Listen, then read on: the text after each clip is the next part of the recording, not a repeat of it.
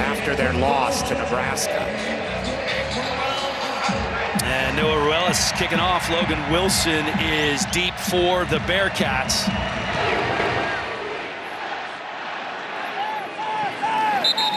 And that ball sails into the end zone, and with that we get our first look at that Cincinnati offense that has been moving the chains consistently. Brendan Sorsby, one of the best multi-purpose quarterbacks in the country. Second-year starter here at Cincinnati, and he has been doing everything. Throwing downfield, running the RPO to perfection. All that in a bag of chips is Brendan Sorsby so far. Yeah, they're very good on RPOs. They're very good on the stretch zone, which is really hard to defend. They run a really nice read option. All three of those things together make it really tough to know where they're going to go.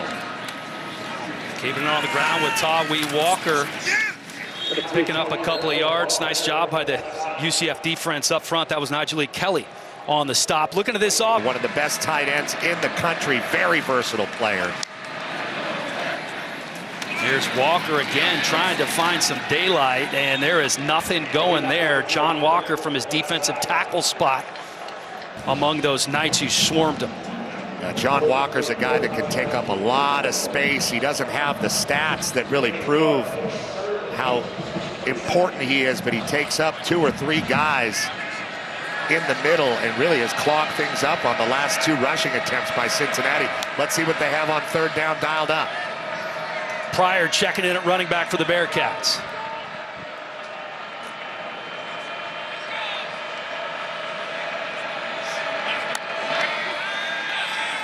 Sorsby with time tries to zip it in there, looking for Noah Jennings. And first drive going to end in a punt for the Bearcats. Well, that's exactly how you want it if you're Alex Grinch, the defensive coordinator for UCF. 2 nice stops, not getting pushed back like you would expect. They really like the matchup between the O-line and D-line at UC, but UCF bowed their necks on the first 2 plays and then forced the incompletion. They're going to get the ball back with pretty good field position, and we'll get a look at this UCF offense. Rusnak on to punt for the first time today. Antoine Jackson bobbles the ball, falls down, and with that, the UCF offense takes over. The defense has answered the call. And a rhythm going for 4 quarters. That's not what they've been able to put together yet. Fancher, quick pass, very close to picking up the first down. And that's Max Drag getting the start at tight end, just his 2nd reception of the season.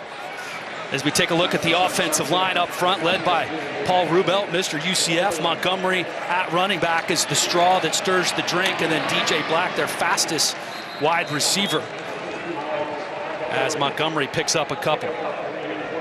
Jack Dingle in there, the Mike Backer out of Louisville, ends up making the stop, but a really nice start for UCF. Getting the stop, getting the quick first down, positive play in the run game, and they're running with some tempo here with Fancher.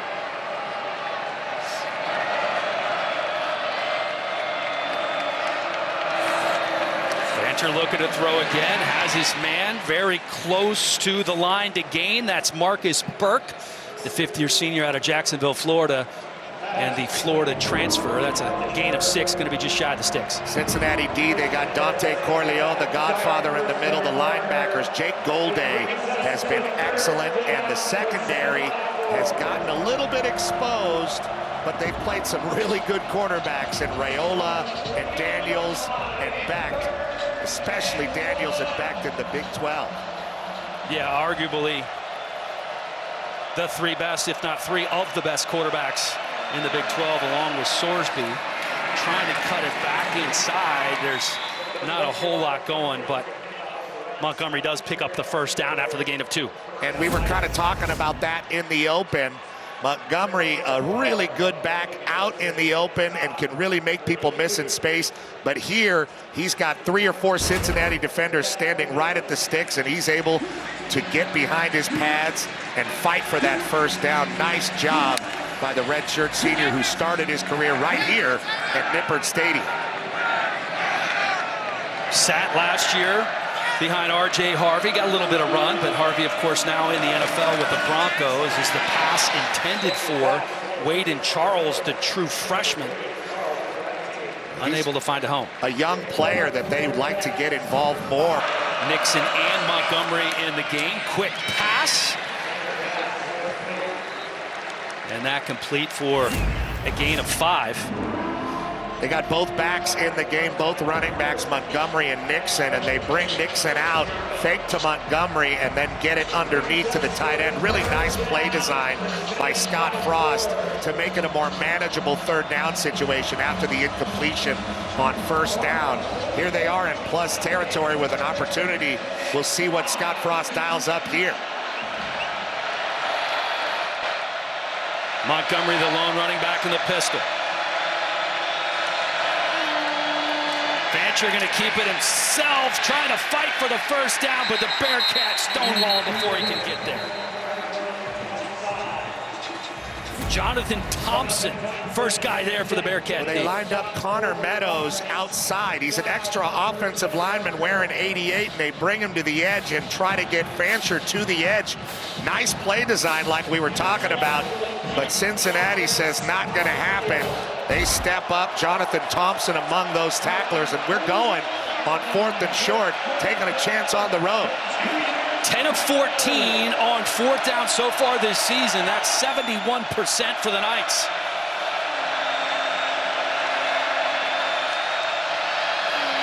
Fancher looking over the middle, flushed out of the pocket, gonna try and get it by himself, not gonna get there. Trayvon Gola-Collard on the stop for Cincinnati. He needed to get that ball out early, and it didn't happen. Big credit to the Bearcats D. Gola-Collard stepping up well. You see the setup for a zone read play. Watch him ride the mesh only a little bit. When he sees the numbers and he sees the linebacker staring at the back, he exploits that backside hole, and he can get through it quickly like a running back. Here's a guy that really has every tool in his bag. We didn't see much of it on their first drive, though. Little play action. They fake the handoff to Pryor. Pass complete right below us.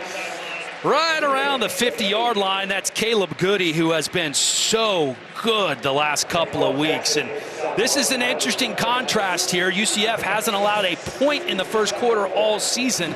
Cincinnati coming in averaging nearly 2 touchdowns per game in the first quarter. Bearcats keeping it on the ground. Some room for Pryor inside the 40-yard line of the Bearcats. Philip Dunham trips him up after the 15-yard gain.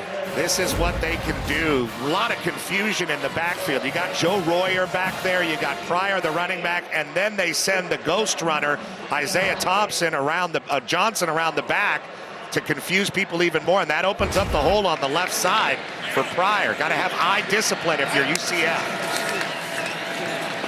Here's Pryor, and he is swallowed up behind the line of scrimmage. Malachi Lawrence, a loss of 2, and Jair Brown in there as well. A couple of really good edge players in Lawrence and Kelly that play for UCF, and you'd expect that. He reads it pretty well, sees himself in the backfield, and doesn't make it complicated. Makes the play immediately, putting Cincinnati behind the sticks. Sorsby looking to throw on 2nd and 12. Pressure coming, lets it go, has a man. Touchdown Bearcats! It's the big fella, Jeff Caldwell.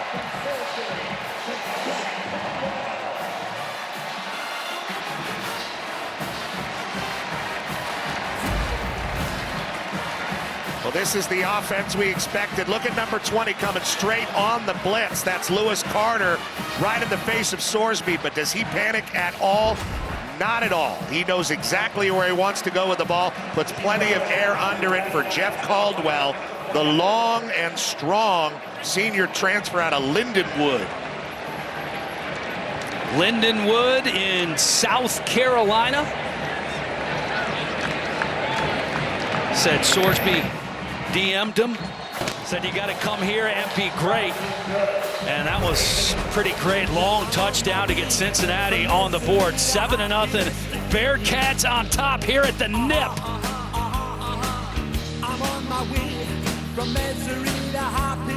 Been fantastic for Cincinnati this year as the ball sails into the end zone. A lot of college football, a full day on FS. UCF can move the ball a little bit better. They did okay on their first drive, went for it on 4th down in plus territory and just missed it, but Fancher looks pretty confident.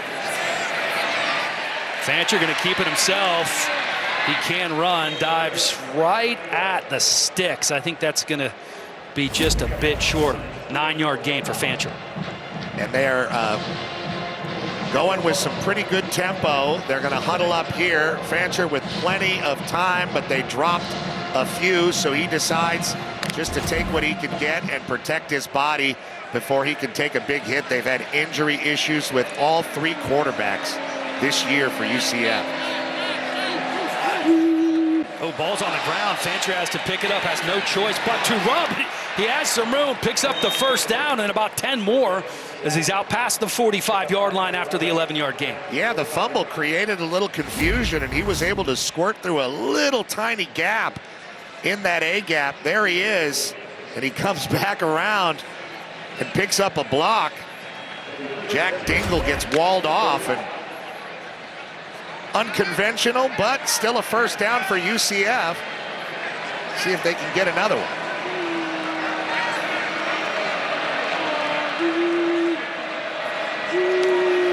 Takes the handoff to Montgomery on first down. Fancher has time, has a man. This is downfield. Incomplete, no flag. Christian Harrison, the Tennessee transfer, on the coverage for Cincinnati.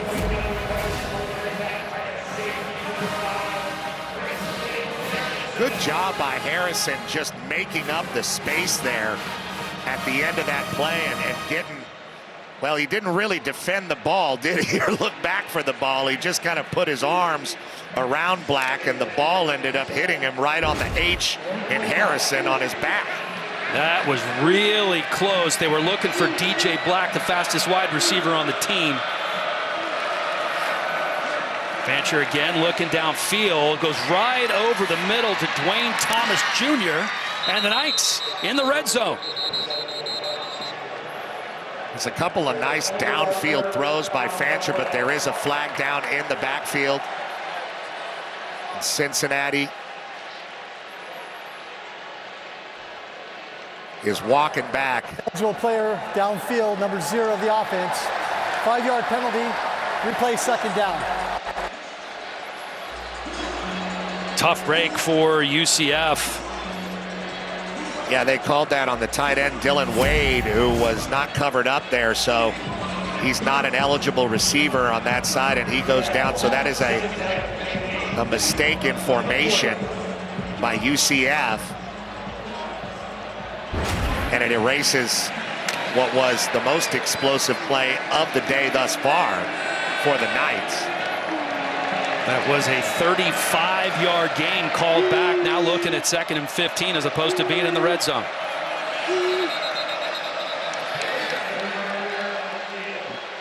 Another flag down. Now, this is part of the consistency problem that they've had for Coach Frost's offense. Offense, number 55. 5-yard penalty. So Fancher, the healthiest guy coming into this game, and he's looked solid. Yeah, he's thrown the ball well. He's thrown the ball and run the ball well and made good decisions.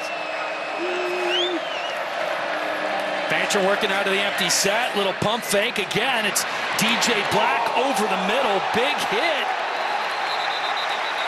And the ball comes out. And it's Bearcat football. Black not able to hold on to it. A costly turnover near midfield. On his way down, he fumbled this ball, and he had the right idea with 2 hands on it, but then took a hand off. It was Brian Sims punching the ball. Back in Cincinnati, our rules official, Steve Strimling, is with us now. Steve, they're looking at this to see if the catch was actually made before the fumble, and then also targeting, correct?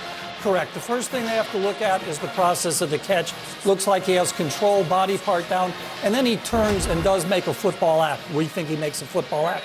So that process is done. Then they have to determine if he goes from a receiver, defenseless, to a runner and look at the contact. And I believe they've cleared the play during the break.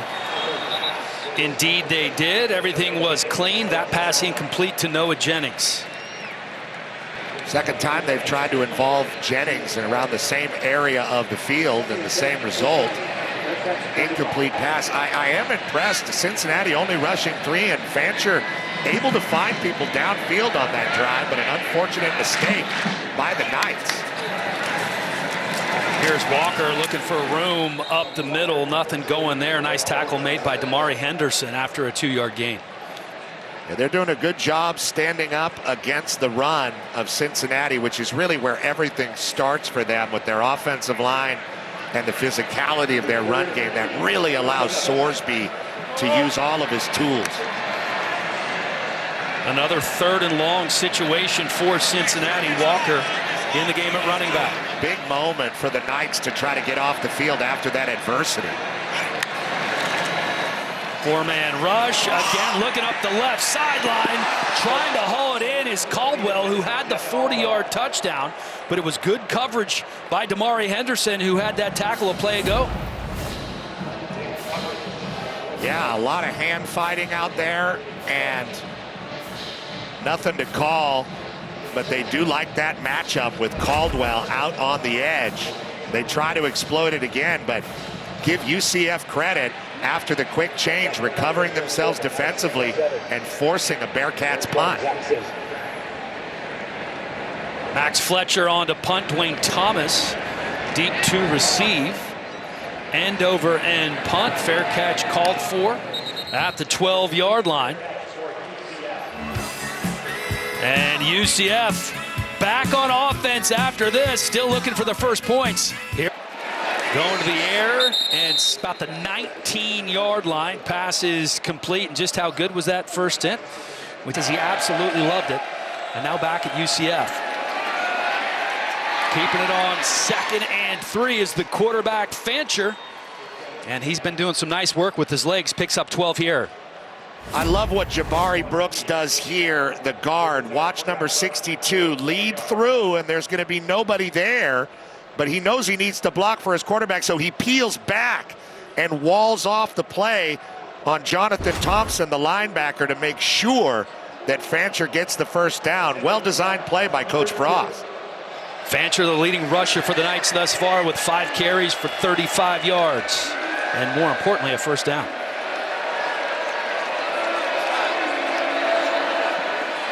Here's Montgomery spinning out of 1 tackle, picks up about 4.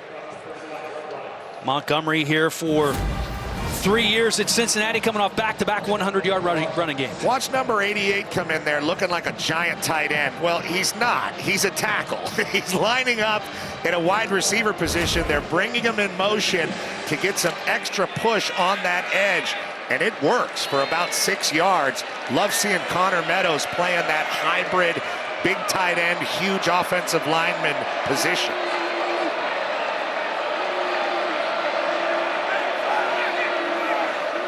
Four-man rush for Cincinnati. Fancher thinking about doing it again, and he does. First down UCF, courtesy of the wheels of Cam Fancher. Picks up 7. I like his ability to run the ball, and I like his decision-making as to when to run the ball. A lot like we were talking about with Sorsby. He spends enough time in the pocket to go through his reads and then gets the ball in his right arm to protect it with the sideline, and another first down for UCF. They've moved the ball well, but consistency, as Coach Frost has said, is their issue as you see the yardage so far in the game. Quick pass to the left side, and the knees were down for Charles, so that's actually going to go in the books as a 1-yard loss. And we saw the young receiver Waden Charles with a drop earlier in the quarter. That time can't quite get his legs under him to make that catch and start to create down the field. Looked like there might have been a little bit of a lane for him.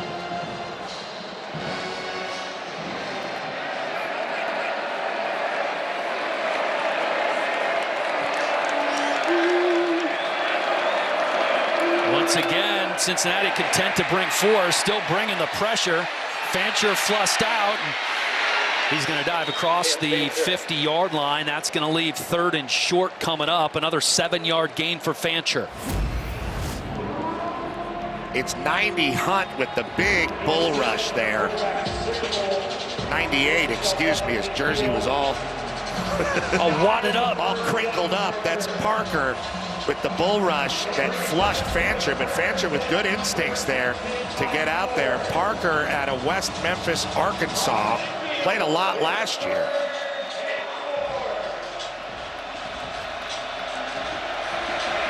Right at the 50-yard line, 3rd and 4 for UCF.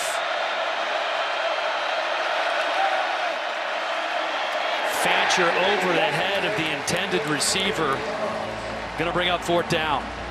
Yeah, that might be one of those situations where the tempo got a little bit ahead of UCF. Maybe you wanted to take a little bit more of a deep breath to get the right play call in this 3rd down situation. Just an errant throw by Fancher. They're recognizing zone and sitting down, and Fancher might have thought that he was going to keep on running there. Anthony Venari on to punt for UCF.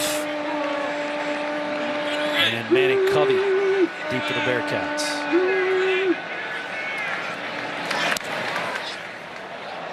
Another end over and punt lands out of bounds at the 22-yard line. And this offense for Cincinnati, especially over the last 4 games, it's just... Here's Pryor, patient, running out past the 20-yard line. Picks up 4 for the Bearcats.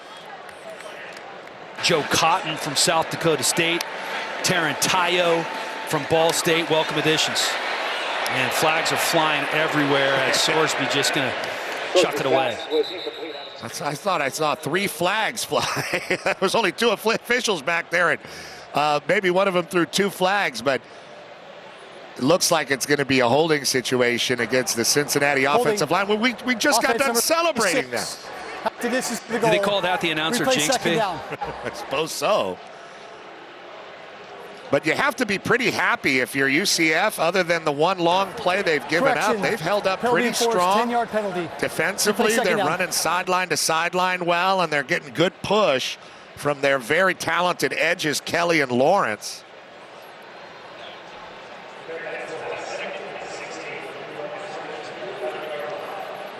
Jude Millen has checked in at right tackle for DeAndre Buford. 2nd and 16. And Sorsby not on the same page with Isaiah Johnson on this one. Talk about that offensive line being the 3-time conference offensive line of the week. Sorsby twice has been named Big 12 Offensive Player of the Week. Talk about his dual threat nature. 17 total touchdowns and just 1 turnover. A completely clean last 4 games, but he's going to have to work some magic here on 3rd and 16. Yeah, maybe a tight end screen to Joe Royer, something creative to try to get a 1st down here. Pressure coming on Sorsby, steps up in the pocket, and it looks like they're going to call the penalty on DJ Bell.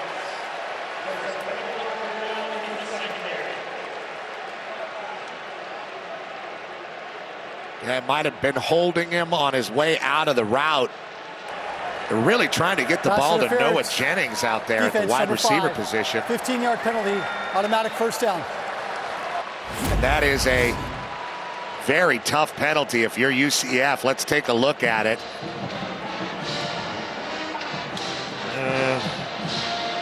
I mean, I don't see that much grabbing. Was it catchable would be my question. Yeah, the ball wasn't really there, and I mean, a lot of flailing arms, but I didn't see DJ Bell grab a hold of really anything. 15 yards, automatic 1st down for Cincinnati. They're not complaining.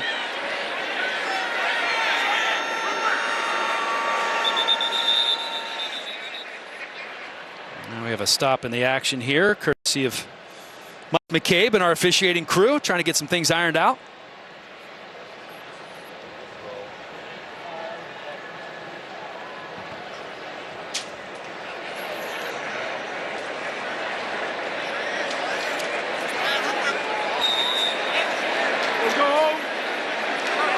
as they sort through this.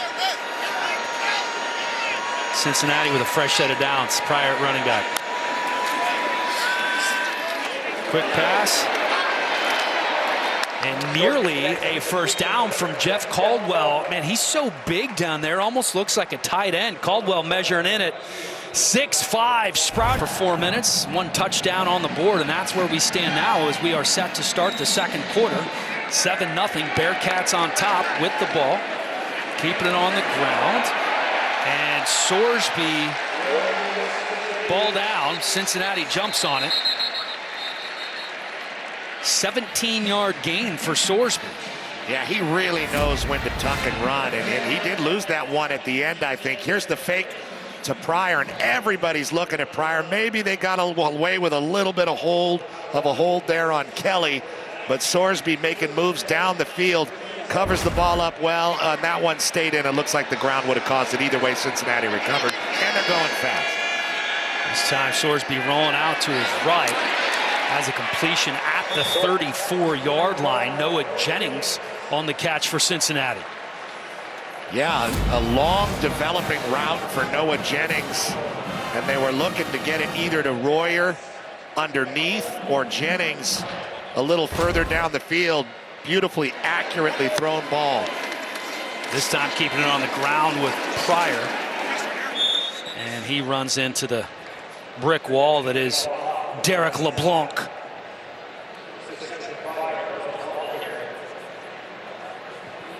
Oklahoma transfer in his second year with UCF. Part of that defensive front that so agile, very twitchy on the outside. 2nd and 7 at the 32.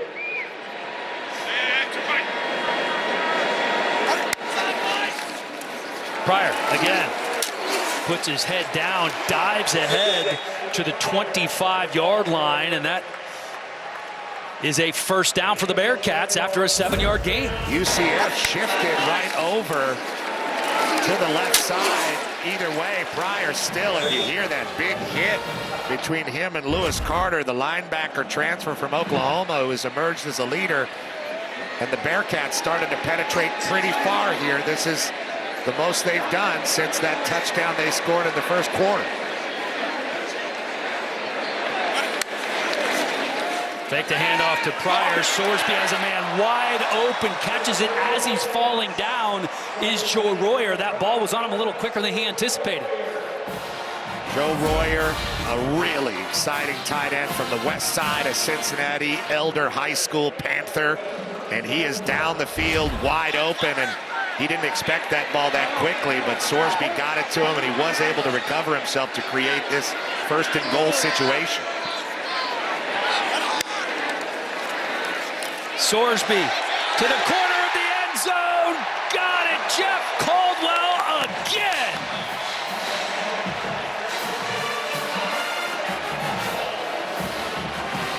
"22nd trip to the red zone for Cincinnati and their 22nd score."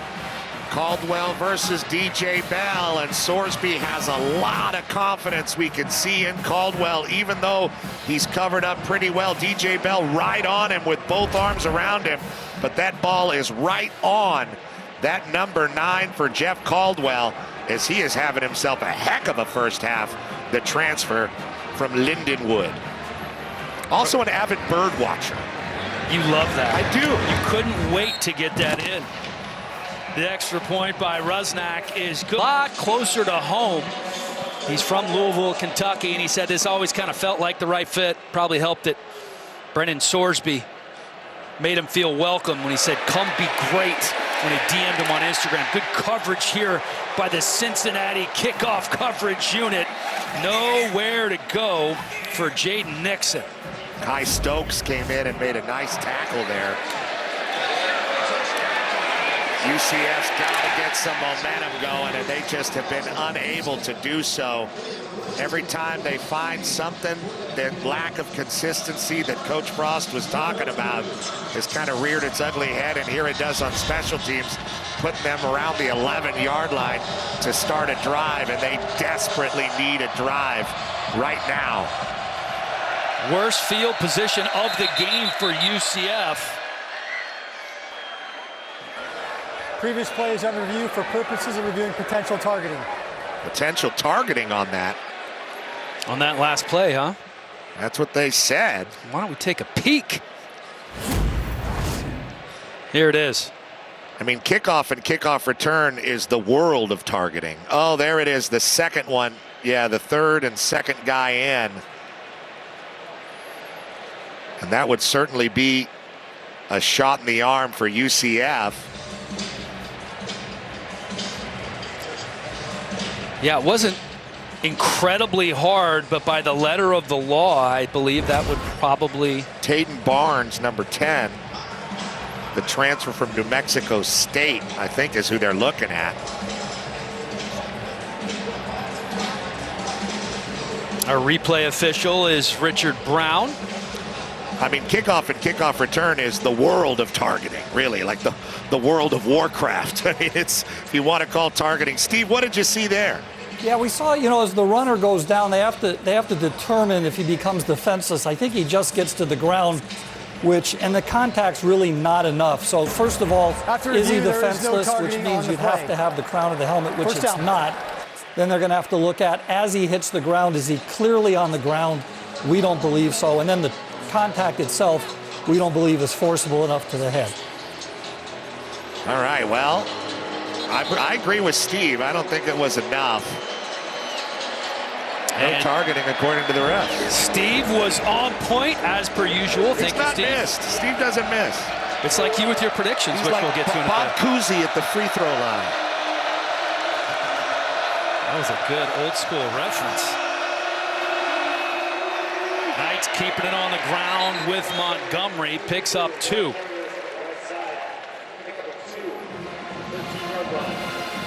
Ball control, running the ball, an occasional shot to DJ Black. That was kind of the formula for UCF coming into this one. We saw that shot to DJ Black, which got called back. Montgomery hasn't really busted loose yet, but we're still just a couple minutes into the second quarter here. I've seen Fancher do some good things running the ball, diving forward to get all the yardage he can instead of sliding. Kind of a bad snap. Fancher just has to follow Montgomery through the hole, so makes something out of nothing, picks up 4. Bad snap, but he's able to pick it up and kind of run the play as it was called, as you see the puller, Keegan Smith coming around, and Montgomery leading through. And there's that forward lean and diving forward that we were talking about, trying to get every yard. This is a big 3rd and 4. What will Scott Frost call to keep this offense on the field that really needs to stay on the field to stay competitive here in the first half? Jaden Nixon in at running back.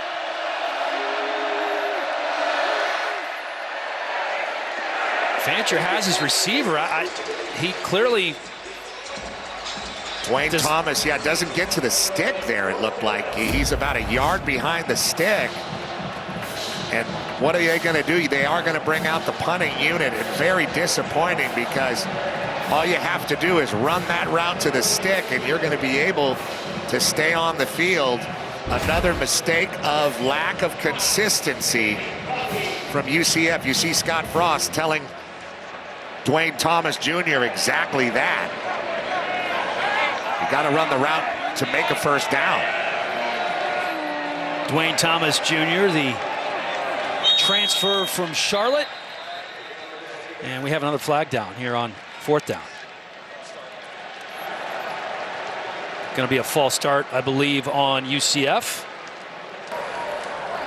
False start. Not going to kill him, but number 7. Not ideal. 5-yard penalty.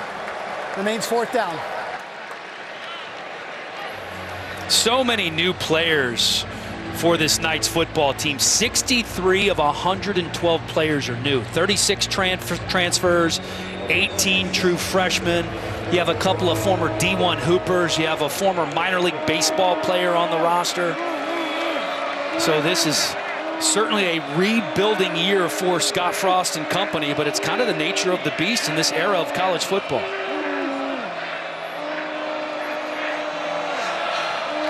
Benari's punt sails past the 50-yard line. Here's Covey. He's going to return it out past the 50. And then corralled and driven back after a 38-yard punt.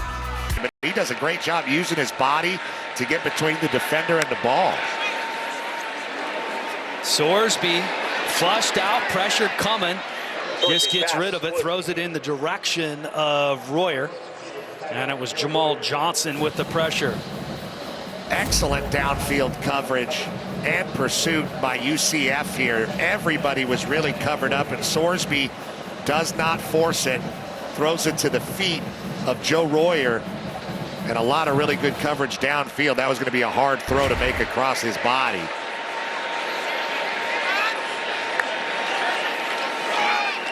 Sorsby looking to complete it over the middle, off the mark to Caleb Goody, just a bit high. The secondary for UCF coming in, giving up just 151 passing yards per game. That's 15th best in the country. And they've been equal opportunists getting after these corners. That's Jaden Bellamy, the transfer from Syracuse. We've seen him get after Antoine Jackson as well, but pretty tight coverage there. 0 for 2 on third down so far for Sorsby and company. Well, UCF was able to get off the field after that fumble and the quick change. Let's see if they can do it again. Sorsby going to tuck it and run himself. Has a ways to go to pick up the first down, but that's exactly what he does, diving across the 40-yard line. A 12-yard gain for Sorsby. And that is very frustrating. Downfield, you see good blocking. That's Tangestal. Here's Walker picking his way through that UCF defense, very close to picking up another first down, and he does. And now we're getting into the territory where the UCF defense is starting to get worn out, and that's when you're going to see Tyree Walker and Evan Pryor, two very good physical runners. Walker maybe the more physical of the two, try to take some football out of this Knights front. Again, they fake the handoff to Walker. Sorsby looking to run and picks up maybe a yard. Sorsby came into the game with nearly 300 rushing yards, 5 rushing touchdowns. You know, we've seen so much of Cincinnati playing fast in this game, and last year they did not play as quickly, but this is more of a product of them knowing each other. Another year in the system, another year with this excellent quarterback. Wide open along the left side is Caleb Goody. And it's another first down after the 14-yard gain for Goody. And they're not going to let up. Coach Satterfield is going to keep his foot on the gas as they are playing very quickly. Just a big cushion there for Goody, who's one of the fastest players on the field, if not the fastest. Transfer out of Colorado State. There's Coach Satterfield with the tight t-shirt on. Snap a little bit off the mark. Sorsby decides to keep it himself, but Nigel Kelly makes sure he doesn't go anywhere. That's going to go in the books as a loss of 2. All Big 12 honorable mention last year. Nigel does a good job staying at home and getting to the motors of Sorsby, both of his legs, and wrapping him up. There's Coach Grinch, defensive coordinator for UCF. Knew him from way back at Washington State and USC, trying to get this defense together. They're fast, and they run sideline to sideline very well. Here's Walker. Huge hole for Walker. Weaves his way inside the 10-yard line. Going to bring up 3rd and short after the 9-yard gain. And we talked about starting to bludgeon these guys on the inside. They run sideline to sideline well, but Cincinnati does feel like they can go right at this Knights defense, and they did it there. Here's a 3rd and short situation.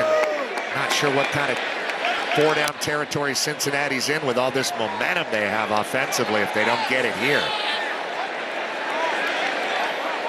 Sorsby getting the call from the sideline. Sorsby going to keep it himself inside the 5. It's another first down for the Bearcats. Malachi Lawrence makes that tackle, but how about the willingness of Coach Satterfield to call quarterback runs for Sorsby over and over again, and he makes an inside cut into the teeth, back into the pursuit. of the defense. A lot of bravery from head coach and quarterback as they have another 1st and goal situation brewing. A lot of bravery and a lot of tempo. This is the 10th play of the drive for Cincinnati.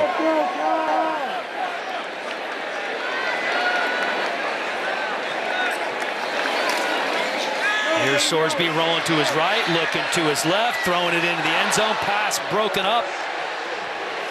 Looking for Joe Royer. Lewis Carter, the linebacker, got a hand on the ball. Great job by Lewis Carter because they set everything up to run the stretch zone to the right. I mean, look at all of it.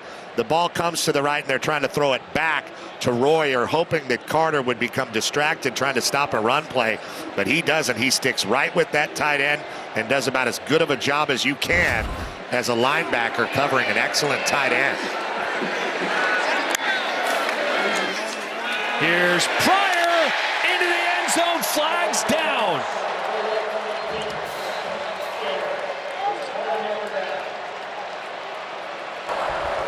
Holding. Offense number 53. 10-yard penalty. Replay 2nd down. So that's coming back. They're calling the holding penalty on Gavin Gerhardt, the center. 3-time captain of this team, Gavin Gerhardt. Just the heart and soul of everything they do. He's number 53 right there. You see him. And he just grabs a hold of Lewis Carter. And that is why the hold was so big for Evan Pryor to exploit for the touchdown. Very good call. Not easy to see in there, but a good call by the officials. I like to look for Royer in this situation. He has 3 touchdowns already. Swinging it outside to Allen. Great open field tackle by Philip Dunham, who was just flying all over the place last week. Yeah, Philip Dunham does a great job because if he doesn't make this play, Cyrus Allen is going to have a little bit of a chance with some blocking set up on the perimeter from Joe Royer and Caleb Goody. And let's see if Grinch dials up a crazy blitz or plays it soft here on 3rd and goal. Pryor and Royer in the backfield alongside Sorsby. Going to keep it on the ground with Pryor. He gets inside the 15-yard line before he's stopped by Nigel Kelly. Conservative play call there on 3rd down when you've had so many quarterback runs and downfield throws. This time they just run what they were faking when Carter made the play on Royer a little bit earlier in the series. 32-yard field goal attempt for Steven Rusnak.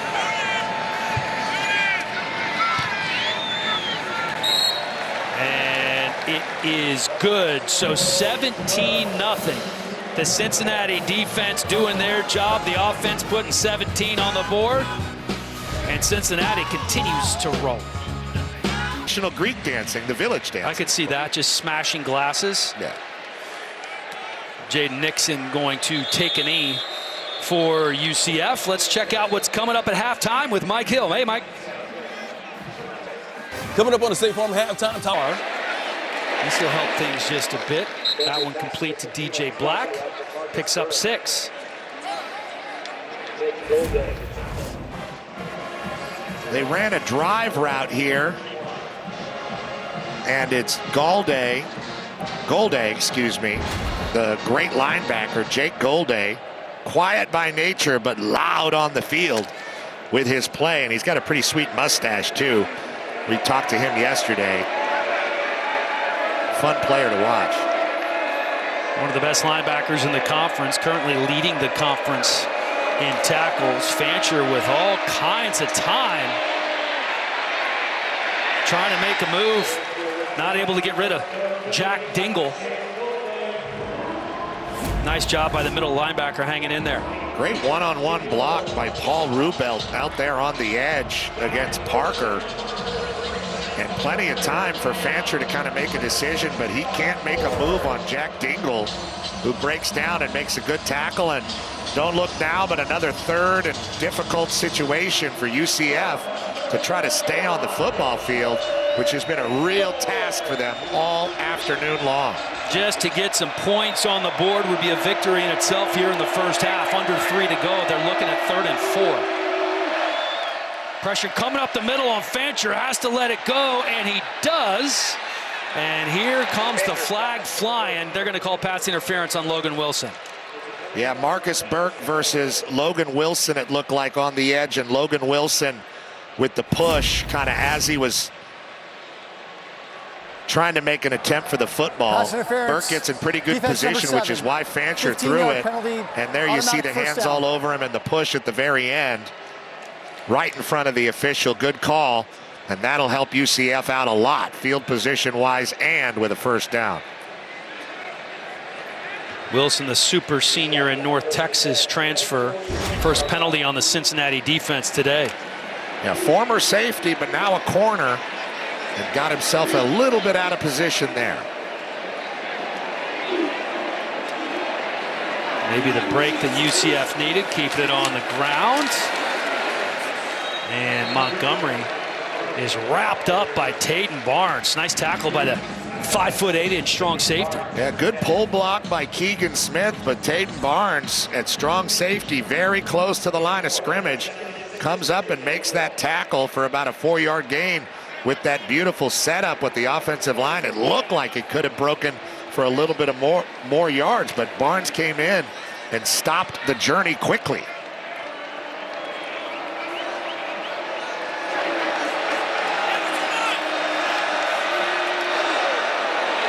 Well, that didn't work out well. Everybody moved except the center, Carter Miller. That'll be a penalty on UCF. Yeah, I think the 2-minute timeout approaching kind of confused them collectively. False start. Offense. The tired line is moving Nothing at the time. looks more collectively confusing, though, than when the center is the one that's off when it comes to the offense's timing. And that's frustration for Coach Frost, trying to get these guys on the same page. It's the third false start for UCF. You know, last week they were so close in that game against Kansas. They were actually up 14-0 and then stopped on the 1-yard line on the last play with a chance to send the game into overtime. And that would have been a monumental victory if they could have gotten that. Now another tough road test here for the Knights right now with just 2 minutes to go, just looking for something positive, some points on the board here in Cincinnati. UCF trying to get some points on the board. 2 minutes to go here in the first half. That one complete to midfield. And beyond Nippert from our Eagles eye view in the broadcast booth.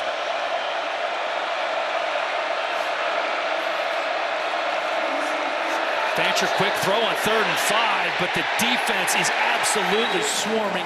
Nowhere to go for DJ Black. Jonathan Thompson ends up making the play, but this seemed to be doomed from the start. They're trying to set up an outside screen there and just could not get a block on Jonathan Thompson. Could Paul Rubelt? He gets in front of him, wraps up and makes the play. They leave the offense on the field because they're kind of in desperation mode at this point. 4th and 7, they're going to go for it. Little bunch formation to the top of your screen. 0 for 1 today on 4th down. They were 71%, 10 of 14 coming into today.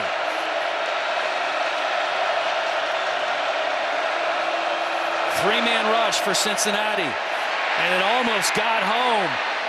Fancher going to keep it himself and pick up the first down for the Knights.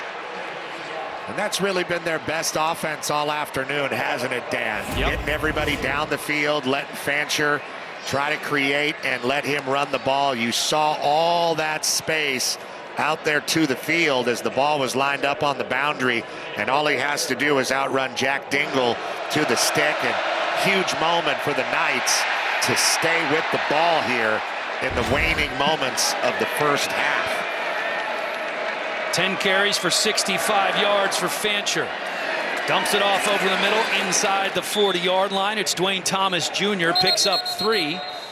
We're now under a minute to go here in the first half. We have a player down. That's Marcus Burke, the wide receiver.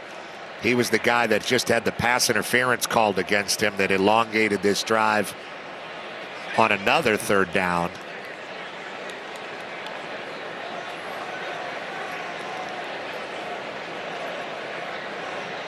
And he went down pretty quickly there.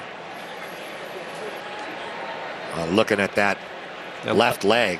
Yeah, right around that knee area. See what happens. Yeah, he's blocking there, and then just, it's not really a no contact penalty, but I mean injury, but didn't look like anything happened to his leg. Just kind of stiffened up there. UCF has not had the best of luck in October, looking for their first October win since 2022. That's when they beat 20th ranked Cincinnati at the time, 25-21 in Orlando. So since moving to the Big 12, they have yet to win an October game. Good to see him able to walk off, which is what he's doing now. Although gingerly. Marcus Burke with a couple of catches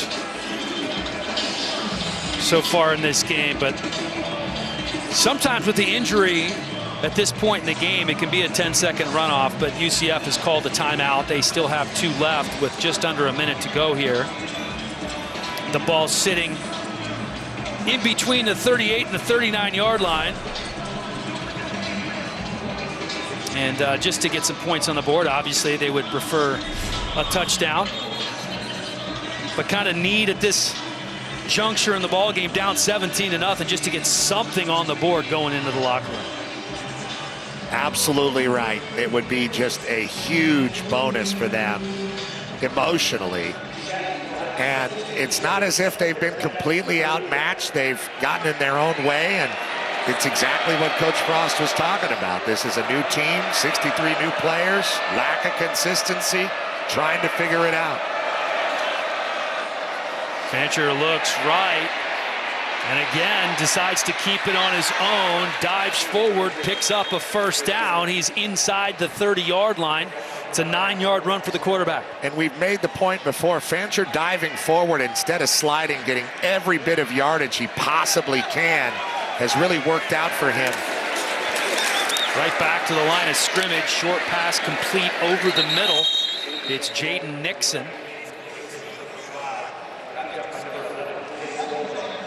And UCF takes their second timeout. So much football on this college football Saturday. You might need to get up off the couch just to stretch the legs, but other than that, it could just be college football all day on Fox and FS1. That's how it should be. That is how the deity intended. Both running backs in the backfield. One of them a wide receiver, Thomas, excuse me.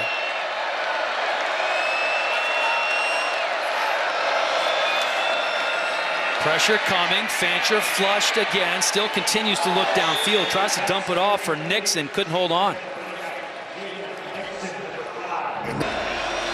11th play of the drive for UCF. 32 seconds to go in the half.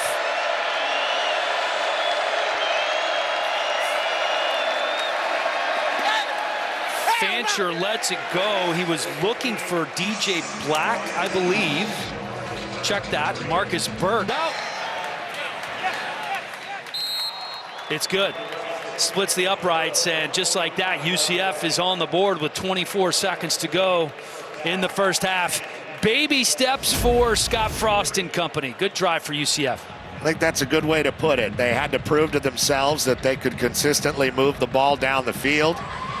They had some big scrambles from Fancher and, of course, the PI call.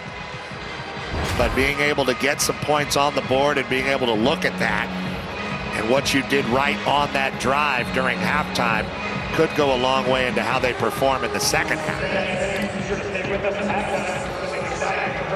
You mentioned it, the roster turnover in this era of college football.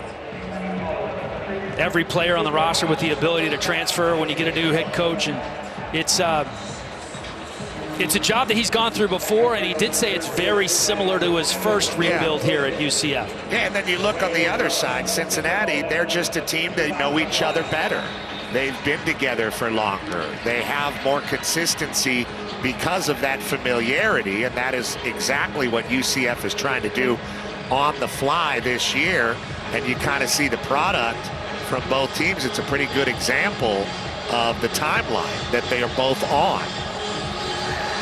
Yeah, Cincinnati essentially a year ahead and able to keep a lot of their best players on the roster here in Cincinnati, and you can see that it's paid dividends for them so far this season. Heck, they lost the opener 20-17 to Nebraska in Kansas City. They could be easily sitting here undefeated right now. Yeah, and I was surprised they weren't ranked this week. And Sorsby really is the biggest key, right? The biggest key to consistency at that position.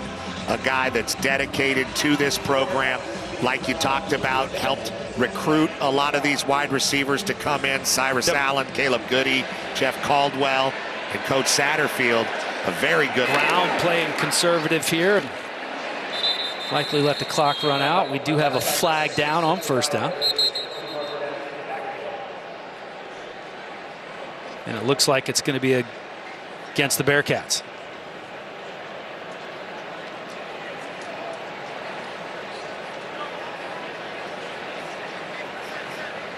Holding.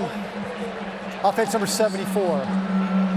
10-yard. Stories and players up and down that offensive line for the Bearcats. Going to keep it on the ground again, content to go into the locker room with a 14-point lead. With a little bit of momentum in the end of the second quarter, driving down the field with a little bit of help from a pass interference penalty, getting a field goal. And the second half underway here in Cincinnati. And UCF just trying to get something positive going, which they did just before halftime when they get on the board for the first time. And you see the numbers there. It's Fancher who's their leading rusher and obviously leading passer, and they need to get somebody else helping out the quarterback here. Perhaps it's Miles Montgomery, the former Bearcat. Maybe DJ Black or Dwayne Thomas Jr. on the outside. And they need to get that running game going a little bit more consistently.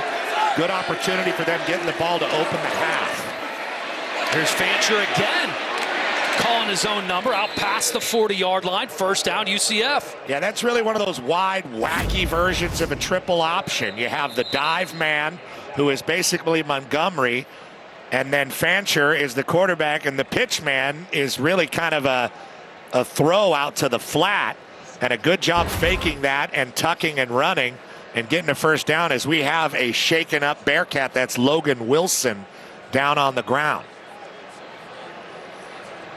Talking about Fancher running the ball, that's his third rush of 10 or more yards here today. And that's been the best weapon offensively. All the quarterbacks for UCF can run. We've talked about the revolving door. Cam Fancher started the season, got hurt in the second quarter of that opener. Came in late in the third quarter last week trying to spark the comeback against Kansas. Taven Jackson, who had taken over as the starting quarterback, is backing up Fancher today. Jackson, who you see there. You're going to see it there at the bottom of the screen. Just kind of gets twisted around trying to tackle Fancher. Maybe kicked in the leg or the head with the pursuit. Well, he'll likely be heading into the tent. Yeah, looks like he bonked his head or twisted his neck a little bit there. As for the quarterback situation, it's Brown, Jackson, and Fancher. All three quarterbacks have received significant time this year, and all can run. But today, it's Fancher who's doing the running and the throwing for UCF, and they're going to need plenty more here in the second half if they want to mount a comeback. All day for Fancher, delivers the strike to the 40-yard line. Marcus Burke, third catch of the ball game. Yeah, Burke was down early, and we thought it was more serious. Burke runs an outside route and then kind of curls back in. It looked like Fancher was going to go out to the right where he had an open man right away. Instead, he works a progression all the way back and makes a very good downfield throw. We saw a few good downfield throws from him in the first quarter. Did a nice job fighting through the coverage there, too. Matthew McDoom got a little jersey tug. That 21-yard gain, the longest play of the day for UCF. Montgomery tripped up right at the line of scrimmage. Simeon Coleman, nice tackle. Montgomery, I don't think, expected the ball on this play in the mesh. I think he thought maybe Fancher was going to pull it, or he didn't think he was down. Yeah, I think he thought he was still going there. But his forearm was down, which makes him down. That's the old hand tap drill. You got to tap your hand, not the forearm, to stay up as a running back and not draw that whistle. 2nd and 11. Short pass was broken up by Christian Harrison, the Tennessee transfer, coming off a career-high 10 tackles last week. Harrison read that very well, almost got there a little bit early. They try to get it to Burke, who's sitting down, and he does get there a second early, but he's playing the ball, and usually that will not draw the flag. Nice job by the Tennessee transfer, as you mentioned.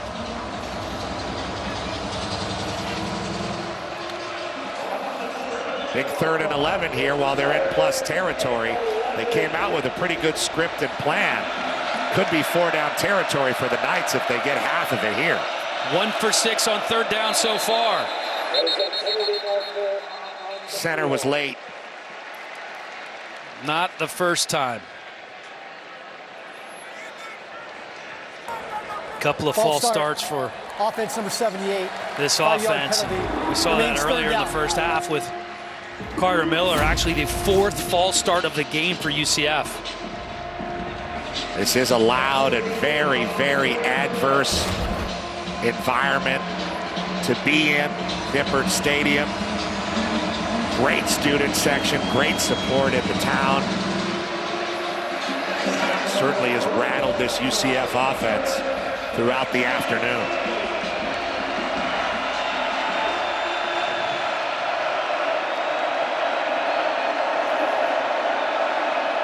Need to get to the 28-yard line. Fancher, wide open, work to do. Hurdle not going to get there is Dylan Wade. He picks up 10. They needed 16. But 10 is not bad. I mean, after the penalty, getting 10 to Wade could keep that offense on the field for another attempt. And it looks like that's exactly what's going to happen. Nice work by the big tight end there, though, on the hurdle. Yeah, jumps right over Golday. I guess he didn't think he had him in him. Dylan Wade, 6'4", 240. That's a lot to get up into the air.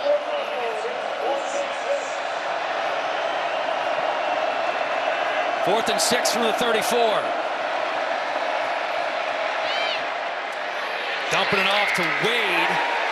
And Wade very close, but not going to get there. So Cincinnati holds him. Needed 6. He picked up 5. Great tackle in the open field. The basis of this team is this O-line. Gerhardt, the center. Tangestal, the guard. Watch them work up the field as they see their quarterback scrambling. Big physical block at the end by Tangestal. Here's Tayo and Millen. Watch them work down in the zone and create a beautiful cutback situation for Tawi Walker. Here is the aforementioned Walker. Big hole, dives forward, picks up 9. We might see more of that run game to kind of slowly try to choke UCF as the game goes on. Caleb Goody limping off the field for the Bearcats. There's Walker again, breaks one tackle in the backfield, but will not escape the grasp of Najee Kelly. Good tackle by Kelly, number 9. Out there on the edge, doesn't get pushed, keeps that arm free while he's battling Joe Cotton, and ends up making the tackle, setting up a 3rd and short.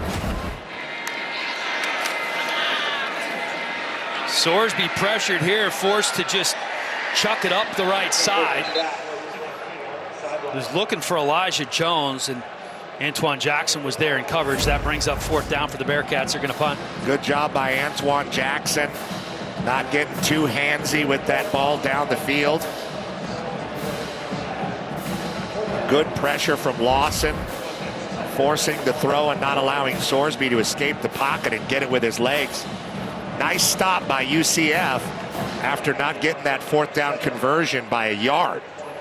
Tremendous job by that UCF defense. 3rd punt after 3 and outs for Cincinnati. You can see the sun in the eyes of Antoine Jackson. Nice job hauling in that kick. Turnover on downs a couple of times, and then that fumble as well.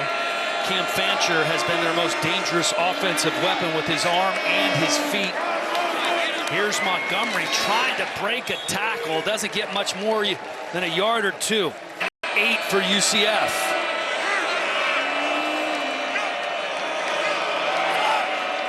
Oh, bad snap on the ground. Fancher does a nice job to corral it. Still gets the pass off. It's positive yardage and close to a 1st down for DJ Black. That's maybe the 3rd time that there's been an errant snap, and Fancher's been able to pick it up, and not only pick it up, but do something with it and run some semblance of the play that was called. Black doing a good job making himself available, showing the quarterback his number. And another short yardage situation for UCF. They've had trouble with false starts in these situations, as you mentioned, Dan. Keeping on the ground with Montgomery, who is met head on by Xavier Williams.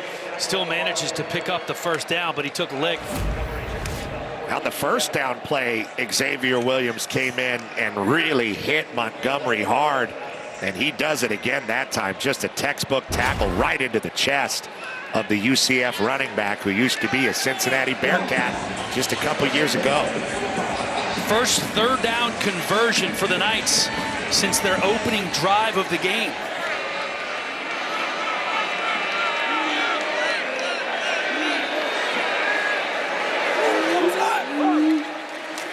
Take the handoff to Stacey Gage. Fancher looking downfield. We do have a flag down.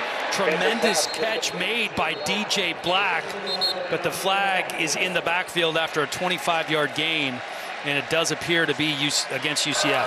Holding. They just took Offense Paul number Rubel 62. out of the game. 10-yard penalty. Replay 1st down. Yeah, he was kind of limping off the field, P. Let's see where they called it here. It's on the guard there, Jabari Brooks.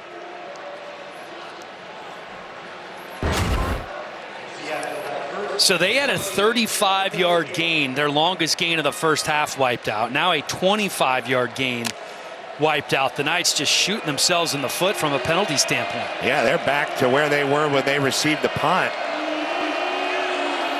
Unable to really get a rhythm going.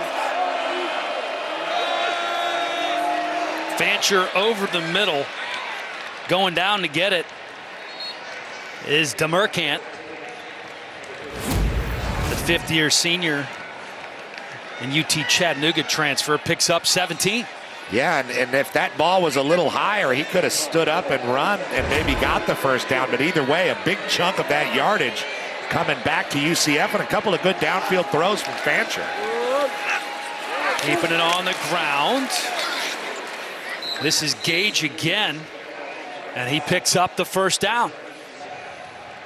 They are right around the line of scrimmage with their secondary, though, making a lot of plays on running backs right in the contact zone. where you would expect linebackers and D-line to be hitting running backs. You got guys like Xavier Williams coming up and making big tackles on Miles Montgomery, who shows some good feet, but he's been unable to break tackles through the contact zone and really get out and be loose, which is what he does best.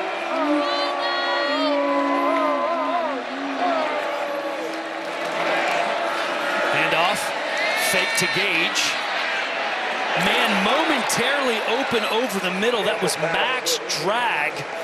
But Fancher just a little bit late delivering that ball. Little late, that window closed, and Matthew McDoom was the one to close it looked like.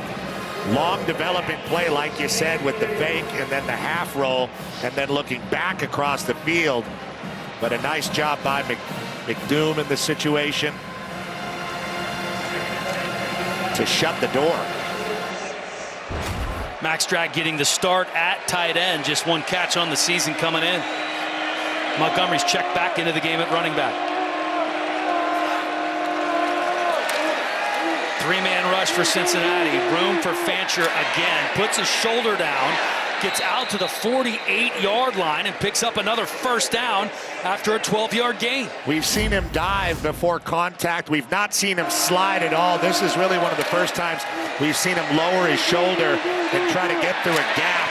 He sees that gap between Drag and the defender and squirts through to get the first down. UCF overcoming their own mistake, finding a way to hold on to this ball. Almost to midfield and in plus territory with a fresh set of downs. One of the better drives of the game for UCF. Another low snap handled by Fancher. Gets it to Montgomery. And he's out to the 50 after a gain of 3. And they are all over him. McDoom that time, guy who had 8 tackles last week, getting in on Montgomery. I give him credit, though. Montgomery, the captain, he's not trying to do too much. He's getting the yardage that's available and churning his legs and pushing forward to help give his offensive chance. And he's not often getting negative yards. He's getting positive yards and setting him up for the next play, doing his job but not getting loose, as you see McDoom, who might have one of the great names in the history of college football. McDoom.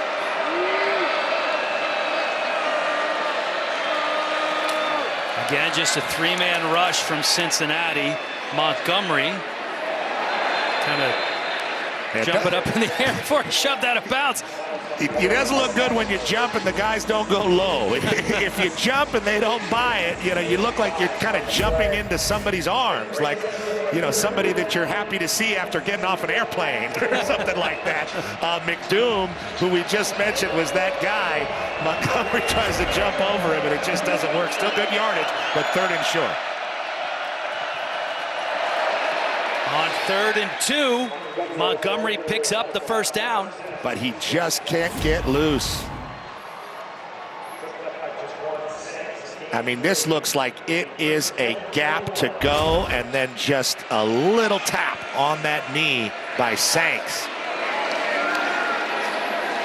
Again, Fancher with all kinds of time, just can't find an open man. Still scanning the field and just has to get rid of it.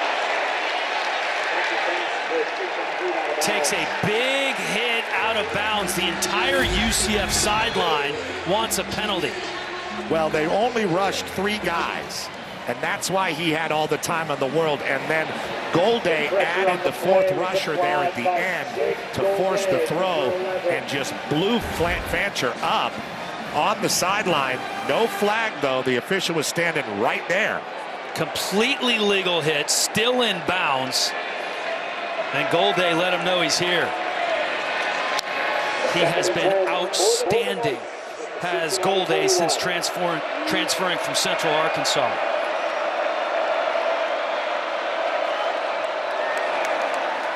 Montgomery. Again, there is daylight there. There's daylight for Montgomery, and it just closes. Yeah, they're getting tired of tackling him, though. So you're saying he's going to pop here soon? Jonathan Thompson there stepped up into the hole, and he's got to walk off the field after taking that hit from Montgomery. Montgomery seems to be gaining momentum But another third down situation in 4-down territory, I believe, for UCF.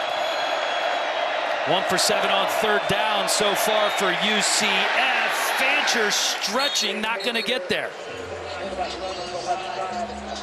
They had it set up on the front side, but the backside pursuit ended up getting to Fancher before he could get the first down. Actually, pretty far from it. Offense will stay on the field as we speculated. UCF will keep the offense on the field. UCF can pick up the first down and find their way into the end zone. We're talking a one-score ball game. Right, and it wouldn't feel like that at all if you've been watching this game since the open.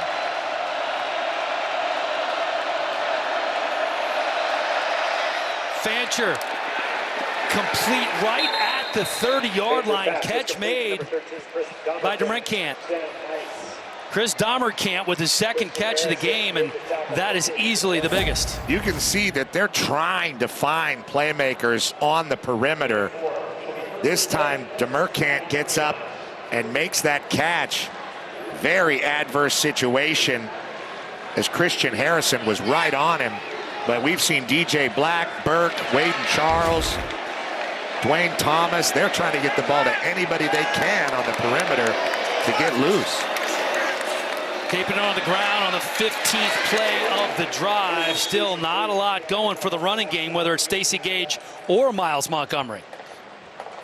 Yeah, and that's really their third back, Stacey Gage. We've seen a little bit of Jaden Nixon, sometimes in the backfield at the same time as Miles Montgomery. But just giving Montgomery a little bit of a break. We'll see if he comes back in this drive. Good gain on first down, going across the formation that time by the redshirt freshman out of Tampa.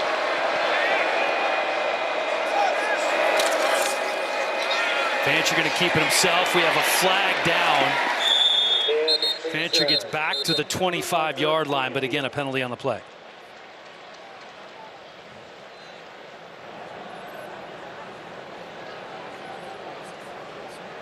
Montgomery back into the game as we await the call. Looks like another one against UCF, and they just can't. Personal foul.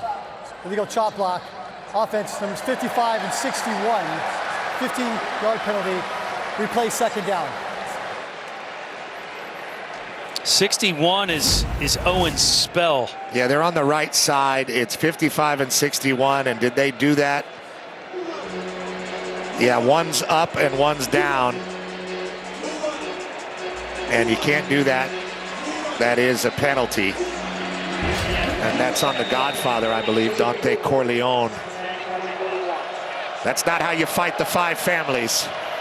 Yeah, not allowed to do that chop block when somebody else is engaged. Very dangerous play. Brings up 2nd and 22. Fancher, quick pass, broken up by number 7, who has been everywhere, Logan Wilson. You know, we've seen so much anticipation from this Cincinnati secondary in the run game and the pass game. Very quick to bite. I'm really surprised we haven't seen a lot of double moves or downfield stuff from Scott Frost to combat that at all. We expected them to take some shots to DJ Black, maybe the fastest player on the team. They've done it once. Let's see if they do it again here. They need 22 yards, and we have a flag Another down. false start. Might have been the right side of that O-line. Wow.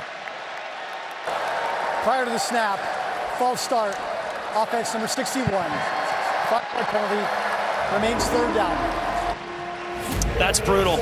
Owen Spell, who was involved in that chop block, just jumps a little early here. Yeah, and we just saw Paul Rubelt off the field. He's back on, but on the other side, Spell with another mistake, and now it's 3rd and forever.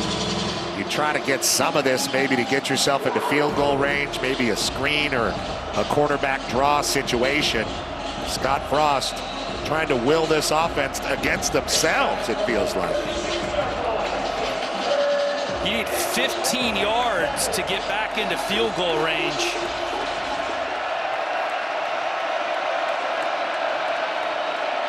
Five-man rush from Cincinnati this time. Fancher down the middle of the field and nearly picked off. It was Christian Harrison who had it and then lost it.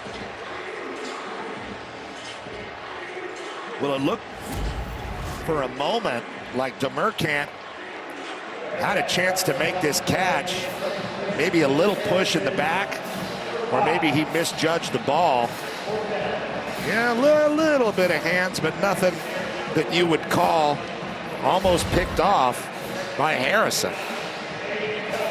Punt situation for the Knights. Tough way to end that drive. One of their better drives. They were rolling 17 plays. Yeah, think about where they started. Then they had a holding penalty that took them back there. The penalties have been absolute killers. Here's Manny Covey. Calls for the fair catch at the 12-yard line. Knights. Worst starting field position for Cincinnati on any drive today. Pryor gets just past the line of scrimmage. Love the play by Malachi Lawrence there. Spilling that to the outside so Damari Henderson could help make the tackle, who comes up a little gimpy.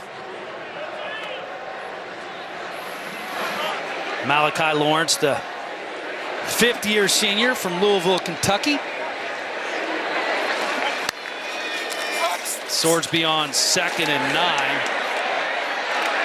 Johnson picking up the first down for the Bearcats. Just the 5th catch of the season for Isaiah Johnson, the Western Carolina transfer.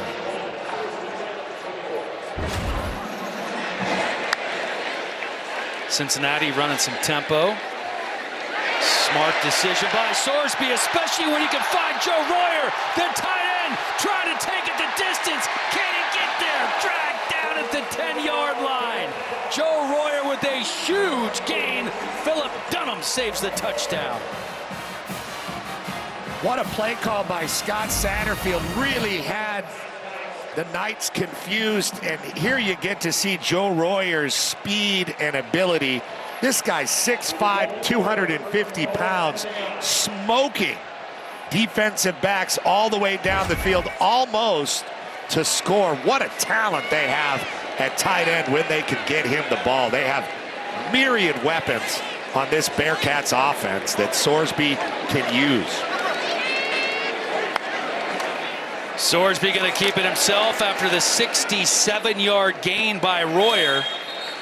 And he's a 7-yard gain, and he's one of the top tight end prospects in next year's NFL draft.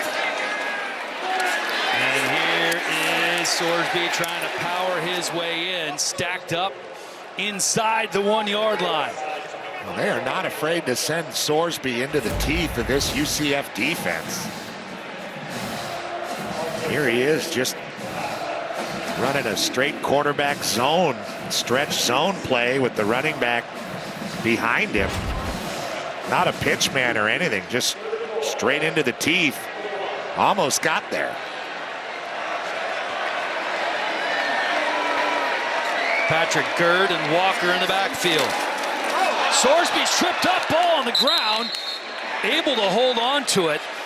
Looks like he might have got his foot stepped on there. That's a loss of 5 for the Bearcats. Yeah, they're going to kick. And you know, UCF is just finding little weird ways to stick in here. Yeah, it looked like the guard, or maybe even Patrick Gerd, the fullback / H-back. Let's see. Yeah, no, it looks like 77 there. Tayo.